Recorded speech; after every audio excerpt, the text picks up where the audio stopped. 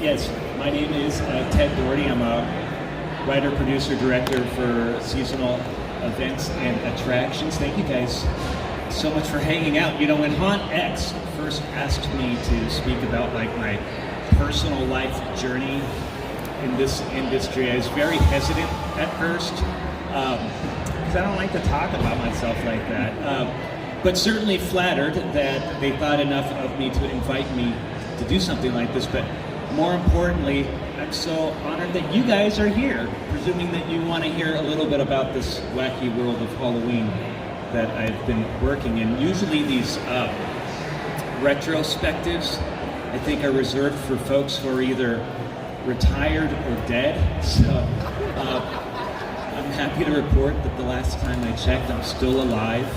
And I'm really kind of only in the middle of this thing, so maybe we can look at this as like the halfway point. Full disclosure, I usually speak at trade shows,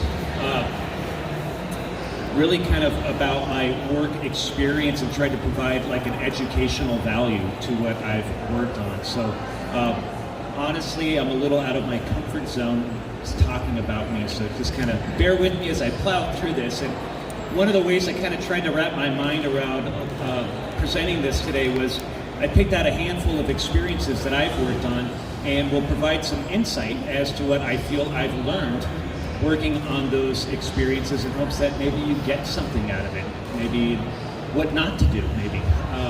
And certainly if you're looking to get in this industry or you are in this industry, maybe there's something in there for you as well. In the themed entertainment industry, we're always kind of searching for ways to improve and enhance the guest experience. It's something I'm always striving for, but for me, it started way back when with things like this. Yes, look at that stud. That is me at 9 years old rocking an amazing werewolf outfit for Halloween. Always loved Halloween. That really kind of comes from my mom. She gave that to us kids.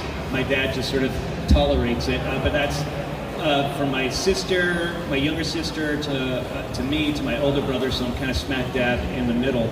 And yeah, we always loved Halloween. In fact, a couple of years before this photo was taken, my older brother and my mom turned our entire house into a home haunt named Castle Dracula. And so I was the star of the show, Count Dracula. Little old me. Not a lot of people attended. I don't think the neighbors were into that kind of thing, but the point is, we've been into this for quite some time. I've always been fascinated with monsters, especially like Frankenstein's monster. I always loved the way that he looked, as referenced in that photo, that drawing there in the upper right-hand corner. My mom says I did that about the age of 2 or 3. And I didn't see Frankenstein until much later on, but I always loved the way he looked. And I saw a movie named The Howling way too young. It scarred me. It terrified me. Watching that character, Eddie Quist, like morph into this hideous werewolf was just astonishing. I mean, it was absolute nightmare material, and I was actually kind of phobic of werewolves for a long time. But it did set a foundation for a special relationship I now have with werewolves that I'll talk about in a bit. But the older I got a little bit more brave and started watching more like the classic scary horror movies, as well as like the gory horror movies. Loved like Dawn of the Dead, the original, because it had this killer special effects gore. It was horror mixed kind of with action, because you had like these killer SWAT guys. And loved the original Halloween with Michael Myers, and loved the over-the-top stuff like Evil Dead 2, as somewhat evidenced by this newspaper clipping here. This was for elementary school, for a pumpkin carving contest that I entered into with an old pal, in which we were awarded the most grotesque with their multi-stabbed character. So this was going one of two directions. This was going either serial killer route or this route, and I think my family, my friends, law enforcement probably appreciates this a little bit more. Now, as macabre as this all seems, there was something a lot more family-friendly that I was into. Being raised here in Southern California, always obsessed with theme parks, Knott's Berry Farm, Disneyland. And back in the day, with Disneyland, we weren't able to go all the time. We went like maybe once a year. I mean, we didn't have annual passes or anything like that. So whenever we went to Disneyland, it was a real treat. And so when I couldn't be there, I would just imagine what it would be like. And I'd draw these crude pictures of the rides, of the maps, just to imagine what I could be like living in those worlds when I wasn't there. And these photos here are from Knott's Berry Farm. It's from the original Knott's Berry Tales ride. It's actually being reimagined and reopened later this year. But any Knott's historian can tell you that the original Knott's Berry Tales ride closed October 31st, 1986. These photographs that I took were taken the first week of November 1986. My mom, my sister, my friend Jared, and I, we went to Knott's Berry Farm just for fun, for like our annual trip or whatever. And Jared and I headed over to the Knott's Berry Tales ride just for fun, right? And we get there, and there is a chain blocking the entryway. And we're like, what? I remember asking a couple of the employees, like, hey, is this ride opening later today? And they're like, haha, can't beat it. This ride is closed for good to make way for a dinosaur ride. We're like, no way, we love this ride. So what do? We hop that chain, walk up the ramp, and walk into the ride and start taking all of these photos of the pie factory, of the frog forest, of the fair. And in fact, that is Jared right there next to the crafty coyote inside the frog forest. Now, we did get caught, so don't do those things. But Knott's Berry Farm was, their security was gracious enough to allow me to keep my little 110 camera so I could get that film developed and share these pictures with you guys all these years later. I'm pretty sure these have to be some of the last known photographs of that original ride, because it was immediately destroyed to make way for Kingdom of the Dinosaurs. But there was a photograph that I took that day that I kind of became like fixated on, because there was something inside that photo that didn't match. I'm like, what is that doing there? Like, I barely even remember taking the photo, but once I got this film developed, I'm like, that does not match this happy-go-lucky Knott's Berry Tales. And I'd ask like friends, my mom, about it. I'm like, what's this doing in there? And they're like, I don't know.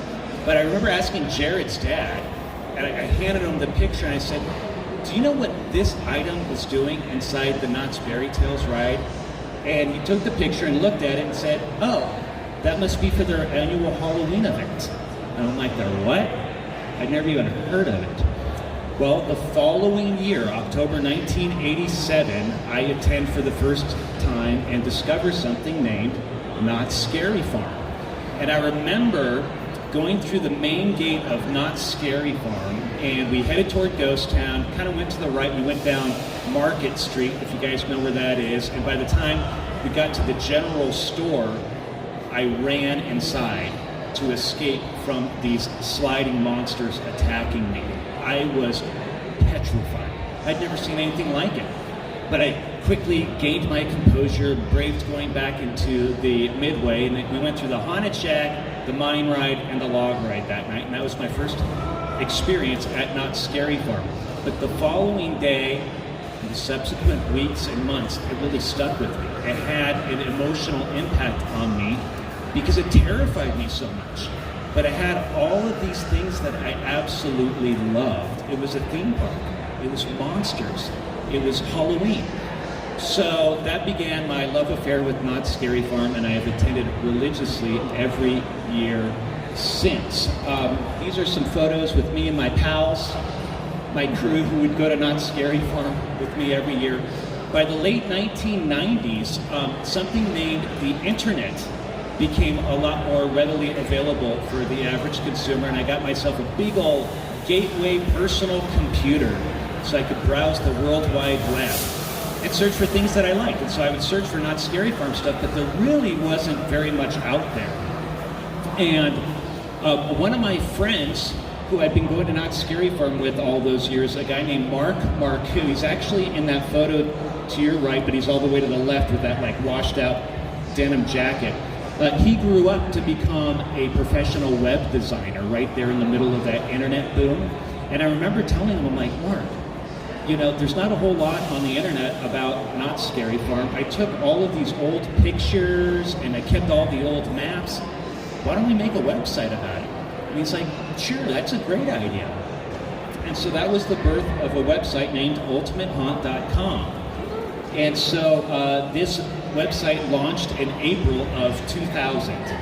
And Ultimate Haunt is actually short for the Ultimate Halloween Haunt Experience. Anyways, in addition to those photographs and those maps, we started connecting with fans from around the world. One of those fans I became very good friends with, named Uncle Mike Hansen. And he had been going to Knott's Scary Farm since the very first year in 1973. And I had always been fascinated with what Knott's Scary Farm was like before I started going. But Uncle Mike is a weirdo like me, and he kept all his old pictures and maps too. So we published an interview with Uncle Mike so that way he could share these stories and share these pictures with folks. And so all of a sudden, the website became more of a resource, and it became very popular very quickly. In fact, Knotts didn't even know how to handle it at first because they'd never seen anything like this. This is way before like social media or anything like that. And this website was getting way more foot traffic than their official website. But we developed a very good relationship that has lasted to this day. And I remember one of the first things I asked of them is if they would allow me to interview a couple of their employees, a couple of their actors for monster interviews. And so I remember having a conversation with my mom, just kind of brainstorming about like what this website could be. And I remember saying, I'm like, Mom, how cool would it be if I could like interview one of the actors, one of the monsters? Because I'd always kind of wondered what it was like to do that, and I never talked to them, and they never talked. Like they were like ominous and mysterious and freaking scary. And so my mom said, yeah, you should interview them, but while they are in character. And I thought, that'd be kind of interesting, that'd be cool. Like, yeah, what do these monsters do when they're not at Knott's Scary Farm? And why are they scaring at Knott's Scary Farm? And so I approached Knott's with the idea, and they approved it as long as they could review every interview before I published it, which I let them do. And I remember the very first actor that I interviewed for this, we kind of pre-arranged it, and he was a long-time Ghost Town veteran. He knew everything about the monsters, about Knott's Scary Farm, and I emailed him these in-character questions for the interview. And his initial response was, I don't know the answers to these questions. I've never thought about it. Let me get back to you. And so he did it. So we started posting and publishing these in-character monster interviews. But elsewhere, concurrently on the website, we had something that's not really around very much on the internet, but they were popular back in the day, named a message board. And so we had the ultimatehaunt.com message board, and so this allowed fans from around the world to communicate with each other about their favorite Halloween event. But also posting on the message board were like employees, but they were like talking about like chicks that they were picking up on at Knott's Berry Farm, or having like coffee breaks at the backstage cafeteria, sometimes trade secrets. So that really kind of conflicted with those in-character monster interviews that we had elsewhere on the website. So we needed to clean that up. So I made a rule that if you're an actor and you're going to post on this message board, you needed to do so in character. And so they did. But they were all over the place because you had all these maze monsters, you had all these different scare zones at the time, and there just really wasn't a lot of continuity. And so I wrote a backstory, a fantasy of Knott's Scary Farm named The Haunt Veil. And all that really was taking some old Celtic folklore, because my roots are Irish, and so I kind of knew a little bit about that stuff, about the veil between the living and the dead being the thinnest that time of year. And I mashed that with some of the content found in the old witch hangings about a woman accused of witchcraft named Sarah Marshall, who we'll talk about in a little bit. And then I started adding some other things that I would just find around the park, like the hanging vigilante and the backstory for the Silver Bullet roller coaster and stuff like that. And so that worked as the foundation, as the blueprint for the actors to follow while they were posting in character on the message board to kind of create continuity. So then it became the actors creating their own backstories for their characters. That had never been done before in a public forum. Knott's Berry Farm never provided that information to people. Knott's Berry Farm provided people with a mask and a costume and said, go scare people. But it was the actors creating their own backstories and their names for their characters. And so that information started to kind of spread almost in this like tribal way from one generation to the next about this Haunt Vale story unofficially within the monster community. And that continued at Knott's Berry Farm for nearly 20 years and continues to this day in the scare zones. Any of your favorite scare zone monsters, especially Ghost Town, if they've got a character name and a character backstory, it's the actors that created that stuff, not Knott's Berry Farm. I mean, it's only been within the last couple of years that Knott's has provided detailed maze backstories for their characters, but for the streets, it's still pretty much the actors doing it. Anyways, that information started to spread outside of Knott's Berry Farm to other attractions, other theme parks, other amusement parks, because they were hearing, well, this is the way the Knott's people are doing it. So in preparing for today, it's kind of fun to think back that could all be traced back to those old stories and message boards on ultimatehaunt.com, and really, at least in part, all the way back to my mom saying, yeah, you should interview these people while they are in character. Another thing about that message board is you had these fans who were communicating with these monsters in character. And then that was in the off season. And so then these fans could go see their favorite monsters live and in person at the event. You know what we call that today? Interactivity. Even though it was kind of a primitive version of it, that was all in that fantasy world. We had all kinds of fun things on that website. More history, games. We had a lot of online contests. Sometimes the grand prize winner would become a Knott's Scary Farm monster for a night. So this was like sponsored by Knott's. In fact, all these photos here are some of our winners with the monsters that they worked with. That photo in the middle and the upper one with the blonde and the brunette, the blonde is a longtime Knott's Scary Farm fan and a very good friend named Suma, and she was a ghost town monster for a night. The person next to her is me, because I was able to finagle my way into this whole thing, and I became a Camp Snoopy gauntlet monster for a night, and I actually brought this to share with them. This is the prosthetic that I wore that one night on October 31st in the year 2000. So this was the very first year that I did that, and I actually worked with this guy right there, Gary. And so, but by that time, I was now becoming friends with the monsters and with management. They would ask me, well, how come you don't work this? And the honest answer was, I didn't think I had what it took to do it.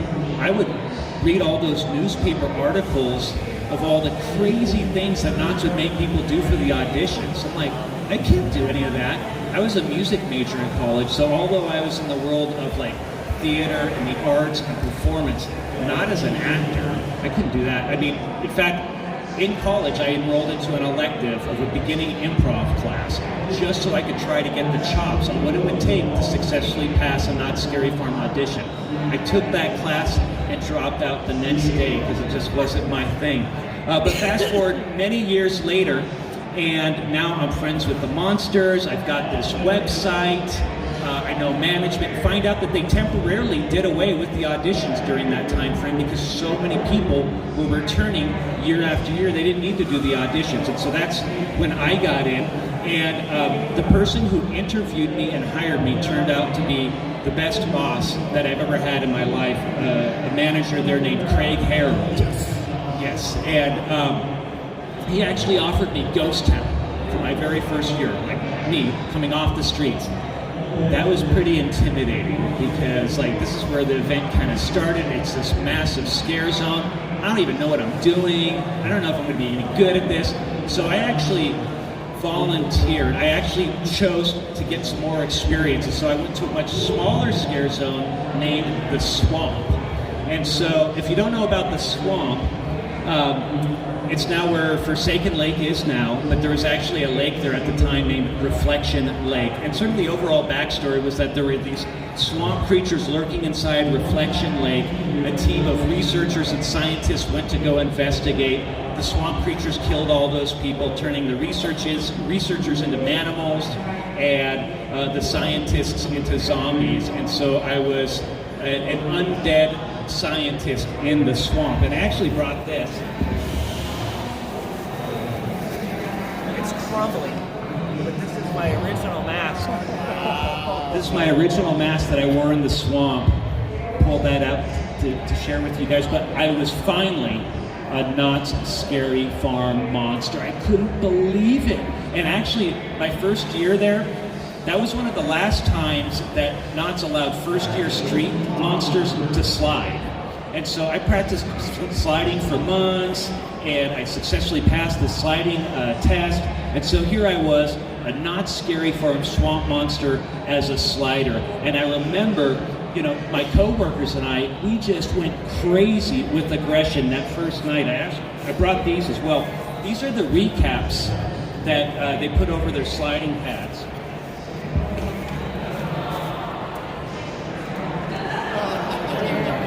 So these are my recaps from my very first night of my very first year ever working Knott's Scary Farm. We learned a couple of things looking at these. A, I probably abused sliding as a scare tactic a little too much, probably a little over anxious, a little over energetic, but we also learned that the surface for the swamp was a little bit rough. But I kept these as a fun memento. And the people that I worked with, just incredible. I mean, lifelong friends, some of the best friends that I've ever had. And really, as a side note, for any of these attractions that I'm working on, I mean, you're in the trenches with these people. There's like a very tight bond that takes place. You're like going to battle with each other. And so even though I don't see those folks all the time, you know, when we do see each other, we lock eyes and we know we have that shared knowledge of what we faced all those years ago. Because let me tell you, this is not easy work.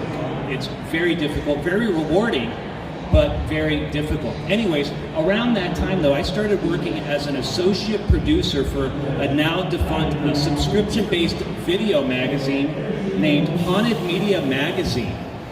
And so they covered haunted attractions across the country in these little sort of video segments. So this got me outside the Knott's bubble, but also working as a writer and a producer on it, I was researching all of these other events and interviewing their owners and the operators and really getting good insight on how other companies were doing this thing. Now, that same production company produced a full-length documentary on Knott's Scary Farm named Season of Screams, which it was sold at the event for a few years. I mean, you can probably find it for free now, like on YouTube or whatever, but at the time it was kind of a big deal. And I worked as an associate producer on that, and that gave me good experience behind the camera and see how these things are being produced. But anyways, spent a couple of years in the swamp, got some experience, so I decided, okay, now's the time to transfer over to the world famous Knott's Scary Farm Scare Zone Ghost Town. And of course, it was my dream to do it as a werewolf. And so I was Rage the Werewolf, and I brought him too.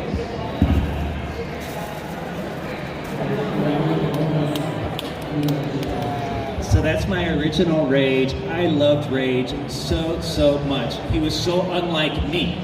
He was super witty, he was super high energy, he was like totally aggressive, and he was just awesome. But here he was now walking the same streets as all these people that started this event so many years before. So it was a real big honor for me to do that. And then in 2005, I took a little sidestep. I volunteered to help debut a new scare zone that was coming into the event named the Silver Bullet Mine Town. And so I was going to be their icon character, the Silver Bullet Sheriff. And so they casted my face and made me this cool looking werewolf. And so I also brought him along as well, even though he's kind of crumbling. But this was an opportunity to kind of work more with like marketing and see how they're doing their things. So here's one of the prosthetics from the Silver Bullet Sheriff back in the day. And yeah, it gave me more exposure to marketing and really see how they're doing their things. And around that time, though, the higher-ups at Haunted Media Magazine kind of dissolved, and so they parted ways. And so one of the founders, started his own production company he's named David Love, and he started a production company now named Hollow Studios.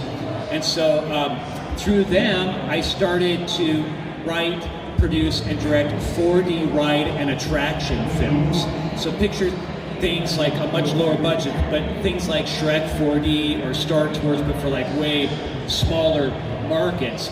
But that gave me exposure to the themed entertainment industry, to the amusement park industry, which is a lot different from the haunted attraction industry. And it also taught me how to engage guests through use of comprehensive storytelling. Each one of those films have their own story, a beginning, middle, and end that takes place in a very small window of time. So that's a skill that I learned then that I still use to this day, and I still work with Hollow Studios.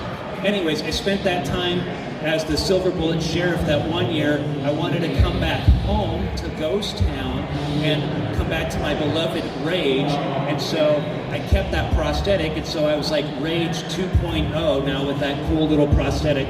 I brought a Rage prosthetic. It's basically the same thing minus the hair. So here's the Rage prosthetic. And so anyways, here I was. Knott's Scary Farm, Ghost Town, Slider, a werewolf, to a prosthetic customized to my face. That was it. That was the peak, the pinnacle. And that's how I finished my years working at Knott's Scary Farm. And I loved every single second of it. I adored the people that I worked with. So, let that be a lesson to you. If you're looking to get into this stuff, do it. Don't be like me, who was too afraid and too shy to audition. I wasted so many years because I was too afraid to audition. I deeply regret that. Be brave. Just step to the ledge and jump off. If you don't get it, just do it again. You'll get it. So anyways, that was my time at Knott's Scary Farm. I loved it. And toward the end, though, I started getting a little bit more involved with the backstage stuff. I started conducting scare school, training monsters, training sliders, kind of see how things are on the inside. And also, working there gave me real-world practical experience on how guests react in these types of experiences.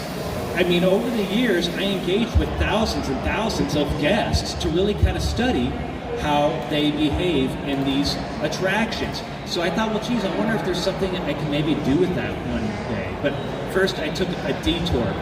Toward the end of me working Knott's Scary Farm, there were rumors that Cedar Fair might be sold. And if that happens, what happens to Knott's Berry Farm? What happens to our beloved Knott's Scary Farm?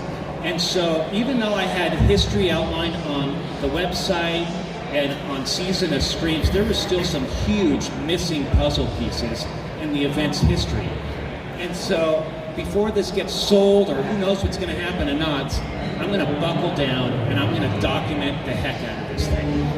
And I realized quickly that this is not all going to fit on the website. So I'm like, you know what? I'm going to commit it to myself, and I am going to write the history book on Knott's Scary Farm, which I did. And it took 2 years of intensive research, 80 interviews of past and present employees, hours and hours on end spent like at libraries, going through microfilm just to find anything, anybody that had to do with this event.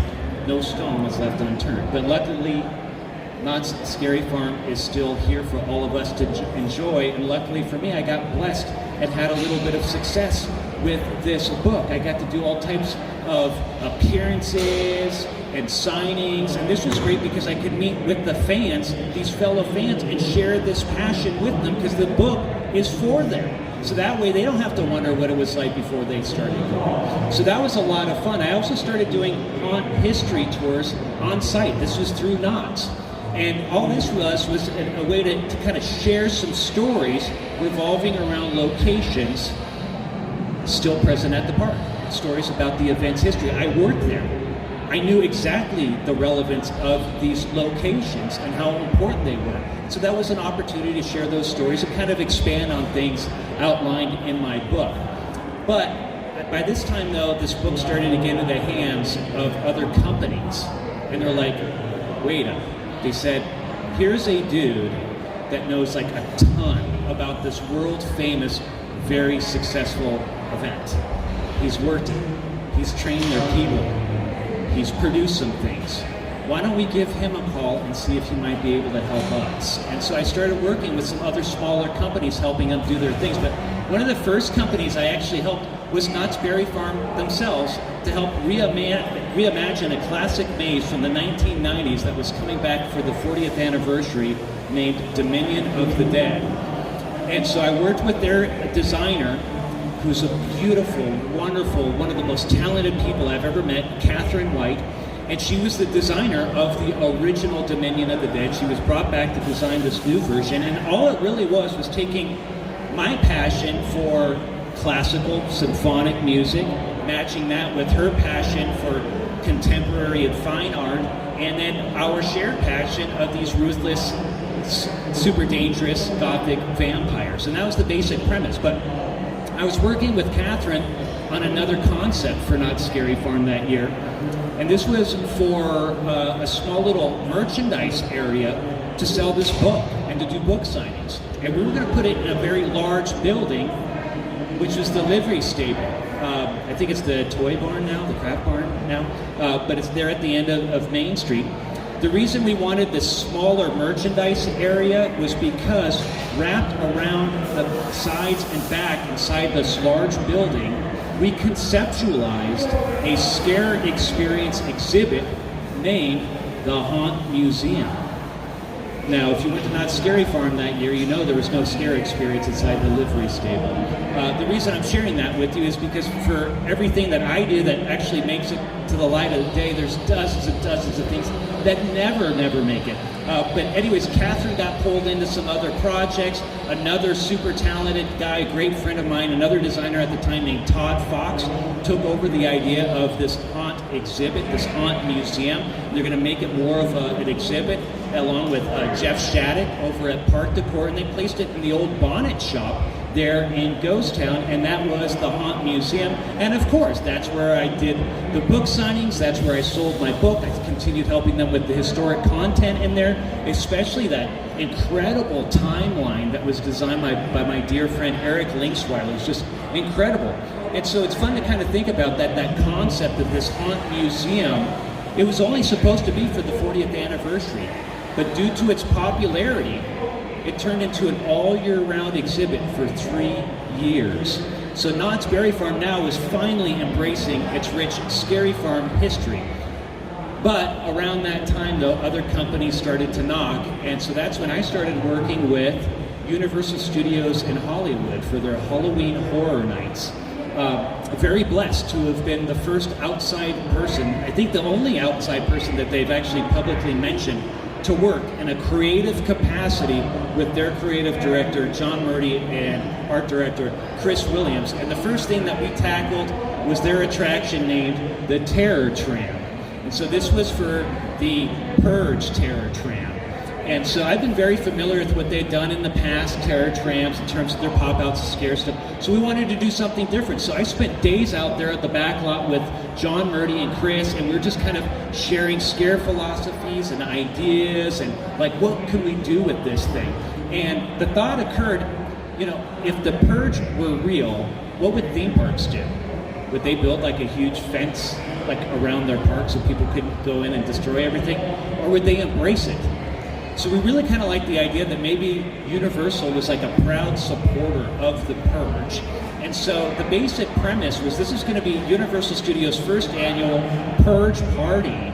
And people could get off the dangerous streets on Purge night and party the night away in the safe confines of the world-famous Universal Studios backlot. They could watch live video feeds of purging, food and drink, patriotic sing-alongs, and just an all-around wholesome good time. And then once they load into the tram takes off, there's no turning back. Well, then that's when they find out the whole thing is a massive ploy that Universal frowns upon the cowards who fail to take part in their patriotic duty and purge.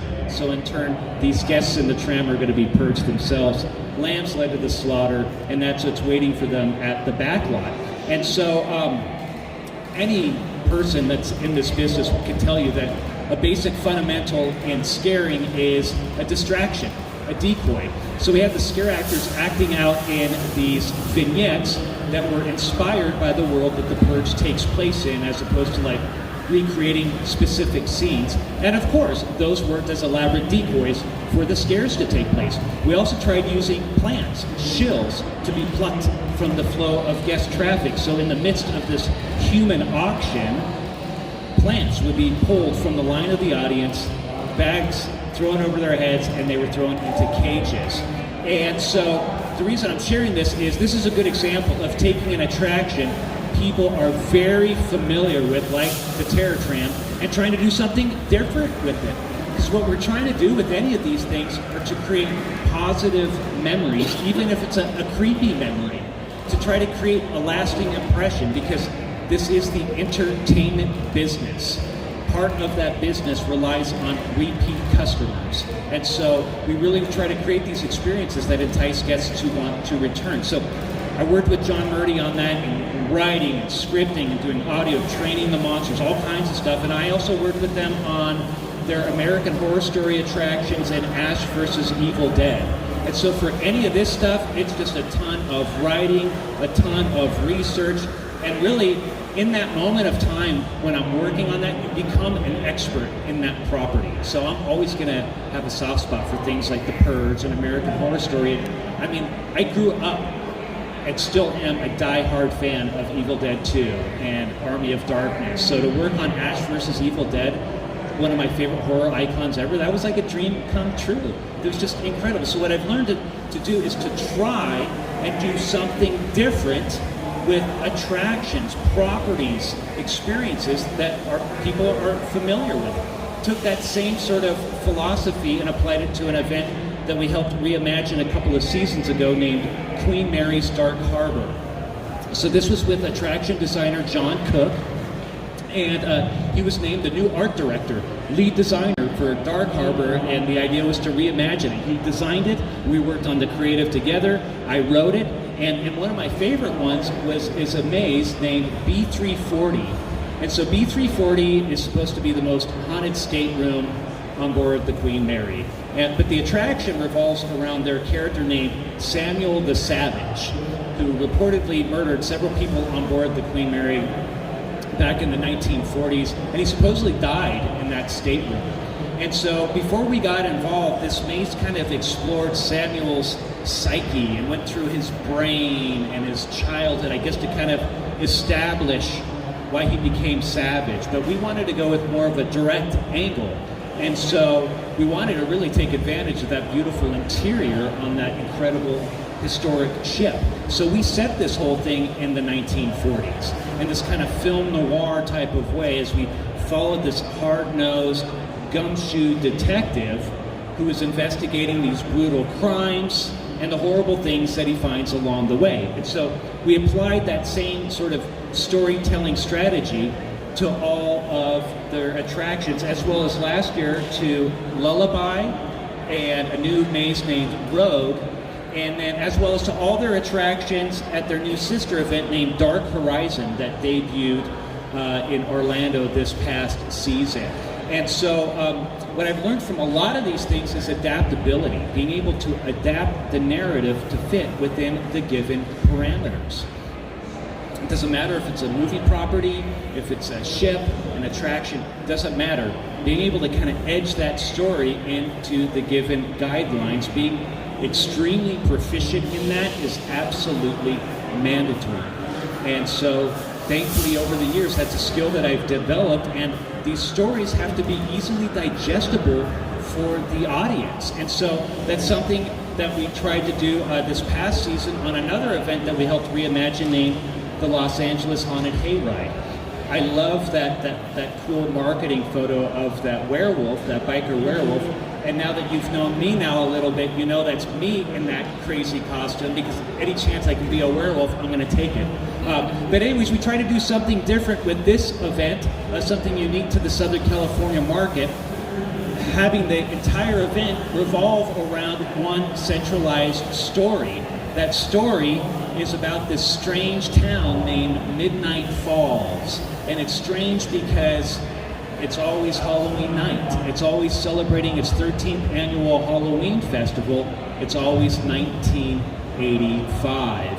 And so there's a lot of strange and scary things going on around this town. And one of the ways we tried to get that narrative across was through use of roaming characters on our open midway portion of the event that we called Town Square.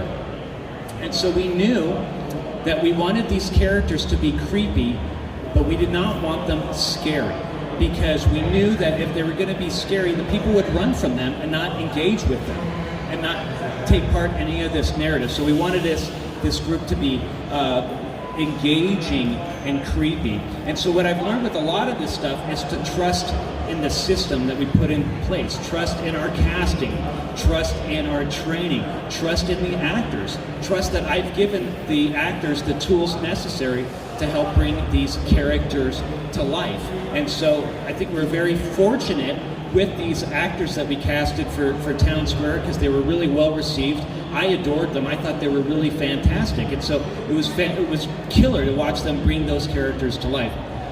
Now, we applied a lot of this stuff to one attraction that we worked on this past season, again with John Cook at Knott Scary Farm, named Origins, The Curse of Calico.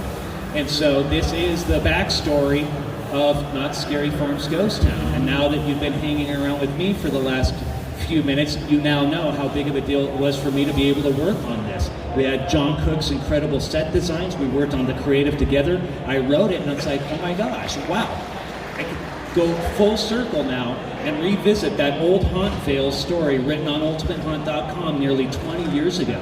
And so when they approached us with, it's like, oh my gosh, here's the chance now to take that old unofficial story, fine-tune it, and make it the official story of Knott Scary Farm's Ghost Town, which it is. It tells the story of a woman accused of witchcraft named Sarah Marshall, a botched hanging, and the curse that she places on these calico citizens, turning them into these horrendous creatures.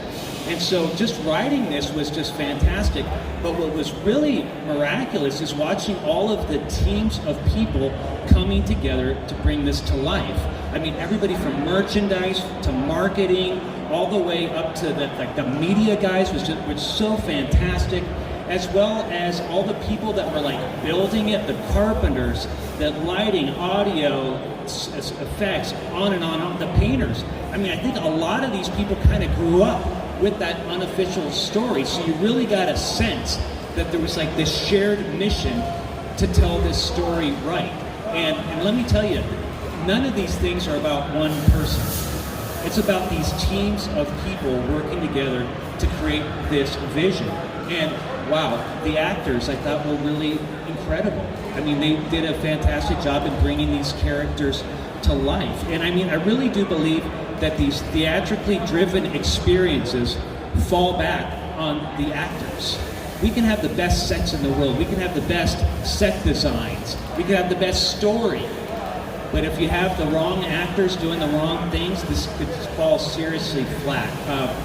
Luckily for us, though, that didn't happen in Origins. I thought they did a really great job. And really, I mean, anytime I'm writing these things or directing these things, I really do in my mind kind of revert back to my days as a Knott Scary Farm monster, so that way I can really treat the cast and the crew with the utmost respect and honor that they deserve, because this is not easy. And so it's my job as the director to give them the tools to succeed. And I mean, I don't want to get all like philosophical about it, but isn't that what we're trying to do anyways in life? Lift people up and help them succeed. Because if they succeed, I succeed, the vision succeeds. I'll talk about success in a second, because I think everybody kind of has their own sort of definition of it, whether or not it's fame, fortune, Instagram followers. I kind of like to look at it in a different way.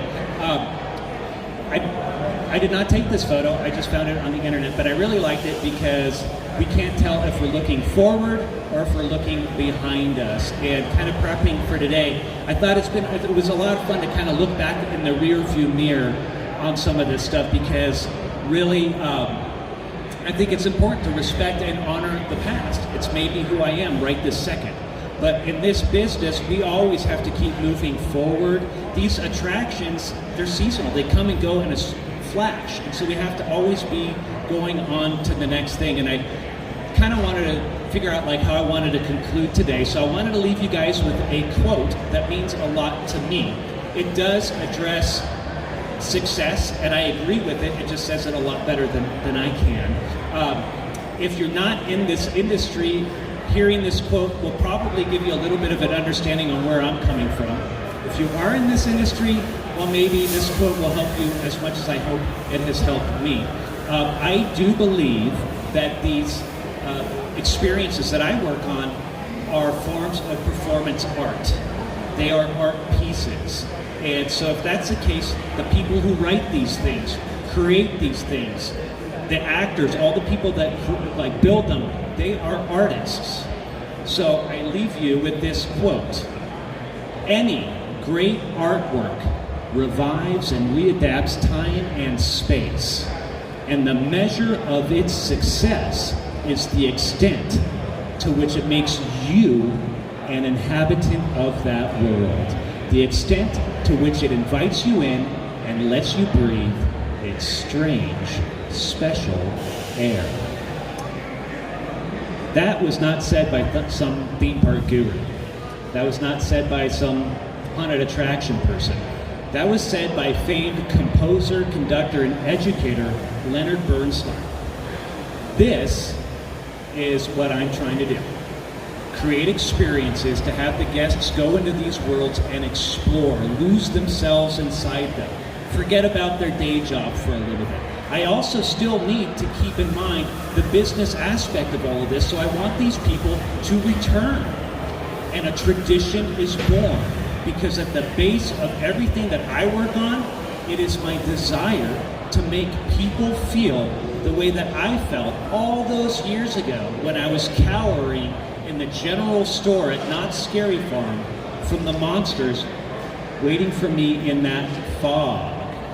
I really do think it's good to look back at the past every now and then. I mean, each one of you have your own story as to why you are here right now.